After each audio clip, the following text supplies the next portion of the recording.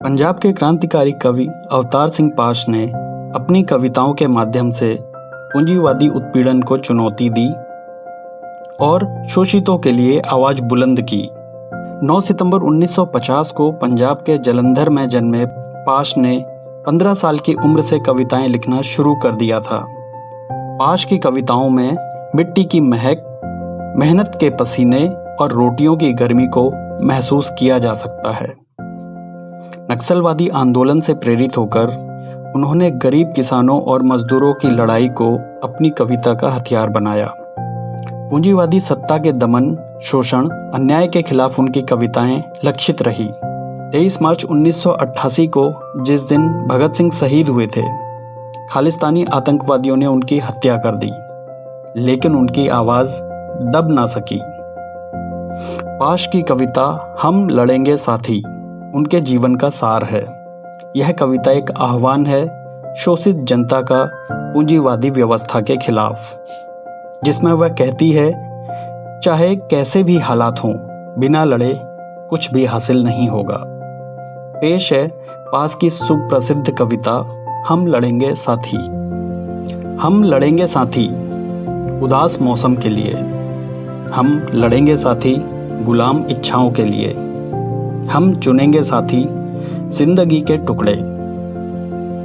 हथौड़ा अब भी चलता है उदास निहाई पर, हल अब भी चलता है चीखती धरती पर। यह काम हमारा नहीं बनता, सवाल नाचता है सवाल के कंधों पर चढ़कर, हम लड़ेंगे साथी। कत्ल हुए जज्बों की कसम खाकर, बुझी हुई नजरों की कसम खाकर, हाथों पर पड़े गांठों की कसम खाकर, हम लड़ेंगे साथी। हम लड़ेंगे तब तक जब तक वीरू बकरियों का पेशाब पीता है, खिले हुए सरसों के फूल को जब तक बोने वाले खुद नहीं सूंघते, कि सूजी आंखों वाली गांव की अध्यापिका का पति जब तक युद्ध से लौट नहीं आता, जब तक पुलिस के सिपाही अपने भाइयों का गला घोटने को मजबूर हैं, कि दफ्तरों के बाबू जब तक लिखते हैं लहू से अक्षर। हम लड़ेंगे जब तक दुनिया में लड़ने की ज़रूरत बाकी है। जब बंदूक ना हुई तब तलवार होगी, जब तलवार ना हुई लड़ने की लगन होगी, लड़ने का ढंग ना हुआ लड़ने की ज़रूरत होगी।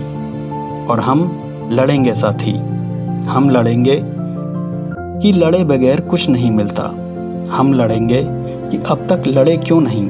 हम लड़ेंगे अपनी सज़ा कबूल करने के लिए, लड़ते हुए मर जाने वाले की याद जिंदा रखने के लिए हम लड़ेंगे।